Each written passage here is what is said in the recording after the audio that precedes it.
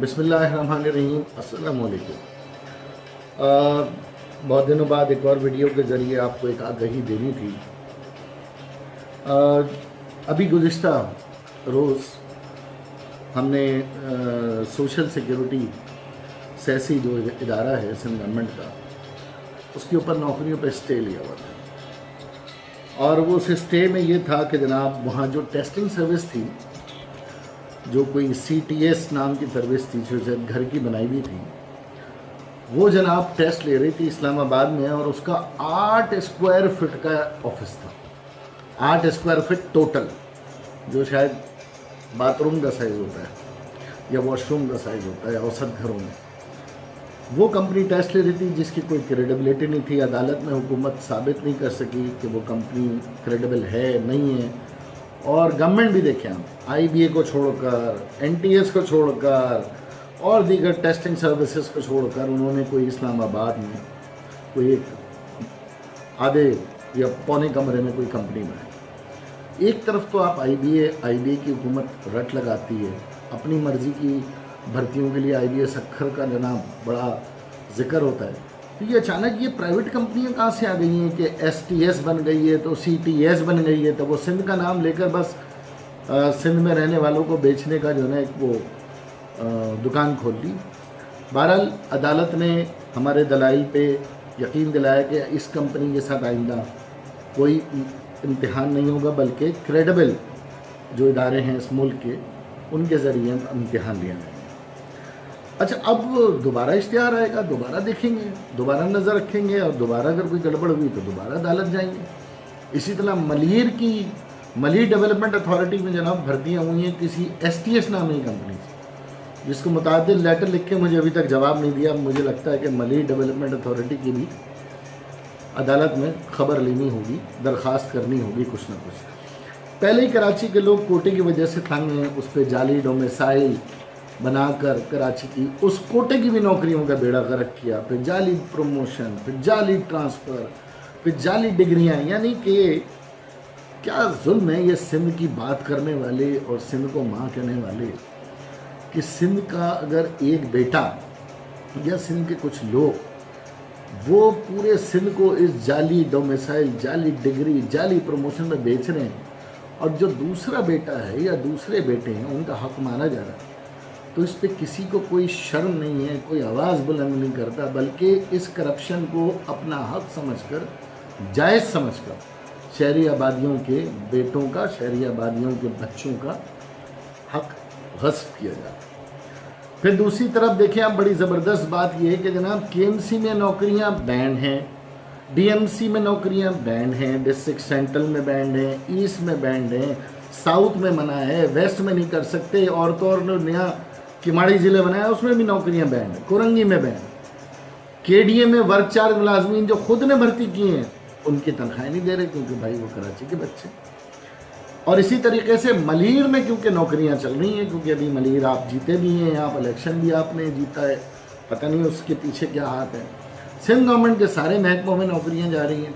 Police में कराची से भर्तियाँ नहीं हो रही, बाकी पूरे सूबे से आकर कराची में पोस्टिंग हो रही है, और ऐसे लोगों की पोस्टिंग हो रही है जिनका जराइम पेशा रिकॉर्ड भी।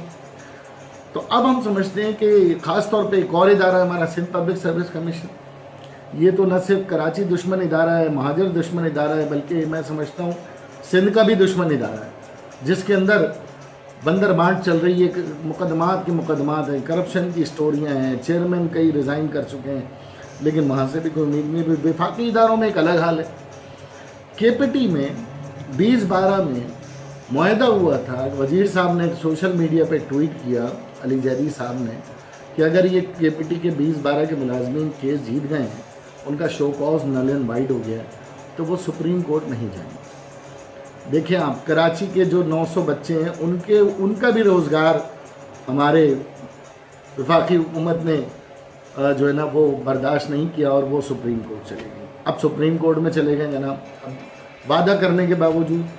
फिर दूसरा, स्टील में हज़ारों लोग निकाले जा रहे हैं, ये माजी के करप्ट लीडरान की वजह से। लेकिन मौजूदा हुकूमत भी तो इस रोज़गार के तहफ़्फ़ुज़ का कोई इंतज़ाम करे, निकाल देना तो हल नहीं है। ये 10,000 लोग अगर निकाले गए तो इनकी किफ़ालत कौन करेगा? پھر PIA کے اندر آپ دیکھیں نکالے جا رہے ہیں، PTCL میں نکالے جا رہے ہیں، K الیکٹرک، کراچی کے لوگوں کو رکھنا گناہ سمجھ لیا، کراچی سے بل لینا ہے، کراچی سے سارا ریونیو لینا ہے، کراچی کے لوگ نہیں بھرتی کرنا، کراچی کے لوگوں کو نکالنے کی تیاری، KDA سے نکالنے کی تیاری، تو HBFC ایک ادارہ ہے اسے پرائیویٹائز کرنے کی تیاری ہے، ریلوے سے تو شاید اب ہمارے یہاں کوئی بھرتی نہیں ہوگی کیونکہ ریل یہاں نہ چلے گی، اور جو ریل چل رہی ہے اس میں پہلے ہی شاید ملازمین زیادہ ہیں۔ جس شہر میں سب سے زیادہ ٹرانسپورٹ ہونا چاہیے وہ ہے ہی نہیں، تو روزگار وہاں بھی نہیں ملے گا۔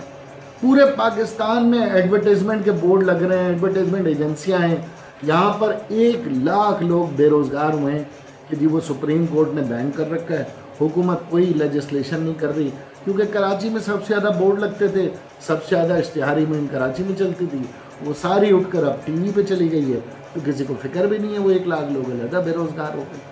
پھر اسی طریقے سے میڈیا سے ڈاؤن سائزنگ ہو رہی ہے، نیوز پیپر بند ہو گئے، ریسٹورنٹ، مالز کرونا کی وجہ سے متاثر ہے، انڈسٹری شفٹ ہو رہی ہے، اور آخر کار یہ کراچی کے ساتھ ہو کیا رہا ہے؟ یہ کراچی کے ریونیو کے ساتھ وہی ہو رہا ہے جو کسی زمانے میں بمبئی سندھ کے ساتھ کرتا تھا اور سندھ کے ریونیو پہ قبضہ رکھتا تھا۔ یہ کراچی کے ساتھ بالکل وہی ہو رہا ہے جس طریقے سے چارلس نیپیر نے سندھ میں کمشنر نظام بنا کر یہاں کی عوام کو اپنا غلام بنا رکھا، اور آج بھی کراچی نے اسی نظام کے تحت کراچی سے نامنتخب آنے والے لوگوں نے اپنا قبضہ کر رکھا ہے، اپنے افسران کو اپنی بیوروکریسی کے ذریعے جعلی بھرتیاں کر کے جعلی پروموشن۔ میں یہ سمجھتا ہوں اور یہ پوچھنا چاہتا ہوں کہ آخر اس پورے معاملے پر عدالت میں ہم جا رہے ہیں، فیصلوں میں تاخیر پہ تاخیر ہو رہی ہے، ابھی ڈومیسائل کا فیصلہ بھی 2 مہینے آگے کر دیا گیا ہے، دیکھیں جی جعلی ڈومیسائل پہ کیا ہوتا ہے۔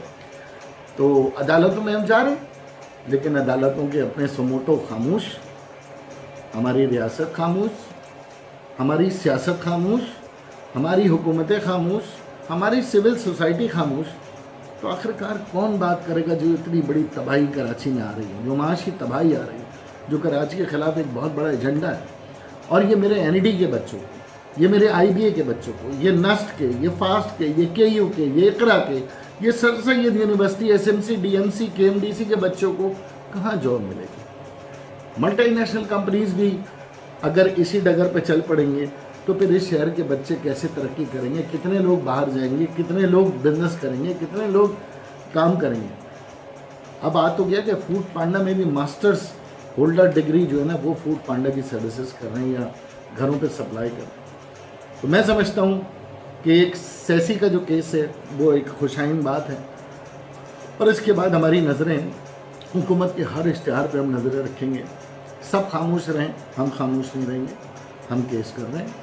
ہماری جماعت کے بہت سارے لوگ اس کار خیر میں ہمارا ساتھ دے رہے ہیں۔ میری کراچی کے وکلا سے، کراچی کے طلباء سے بھی اپیل ہے کہ آئے والنٹریلی اپنے شہر کو بچانے کے لیے، میرٹ کے لیے، قانون کی بالادستی کے لیے، جمہوریت کے لیے اس شہر کا معاشی ہب ہونے کا حق ادا کریں۔ ماضی میں جو کچھ ہوا ہوا، اب آپ کا میرا کام ہے کہ ہمیں اس میں اپنا بڑھ چڑھ کر کردار ادا کرنا ہے۔ ہماری گزر گئی، ہماری زندگیاں گزر گئیں، لیکن اب ہمارے آنے والے نوجوانوں کو، جو چاہے مڈل پاس ہوں، چاہے میٹرک پاس ہوں، چاہے گریجویٹ ہوں، ماسٹرز ہوں، ان کے لیے ہمیں نجی اور سرکاری اداروں میں میرٹ کے اوپر تقرروں کے لیے لڑائی جاری رکھنی ہے۔ اللہ تعالیٰ میرا آپ کا حامی و ناصر ہو۔